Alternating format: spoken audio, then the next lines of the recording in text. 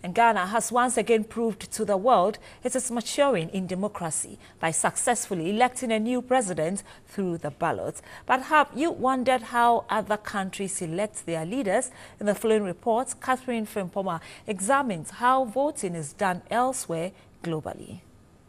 An election is a process of choosing someone for a public office by voting.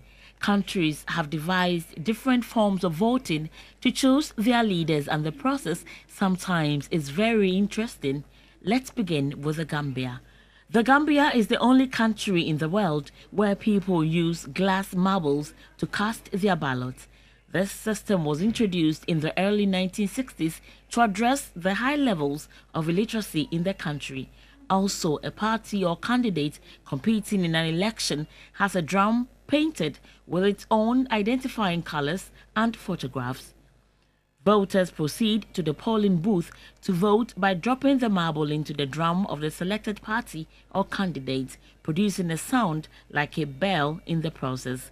Clearly, this system is not secretive, and one can easily tell which candidate an electorate votes for. Votes are then counted by placing the marbles into special trays. Unfortunately, in a country where the marbles spoke to out President Yahya Jammeh, he refused to step down. In Argentina, voters pick a ballot paper based on the candidate they like, fold it and put it in an envelope provided. The voter then drops it in a designated box. Interestingly, voters can put anything in the envelope if they want to make their vote null. Everyone in Australia gets 2 pieces of paper during election time. On the first, Aussies rank the candidate from most favorable to least favorable for the country's House of Representatives.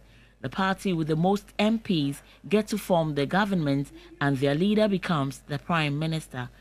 The second piece of paper decides who makes up the Senate. Japanese voters are required to write down the names of the party and the candidate they are voting for. Voting rate in Japan is so low that a lot of restaurants and shops give discounts or free stuff to those who claim they will vote or have voted. Elections in Ghana, however, requires that one carries along a voter registration card. To vote for a candidate, you mark your ballot in secret. To mark your ballot, all you need to do is to thumbprint beside the name of the candidate you would like to vote for. Though not a perfect system, Ghana's electoral process is by far one of the most transparent, free and fair elections in the world. 10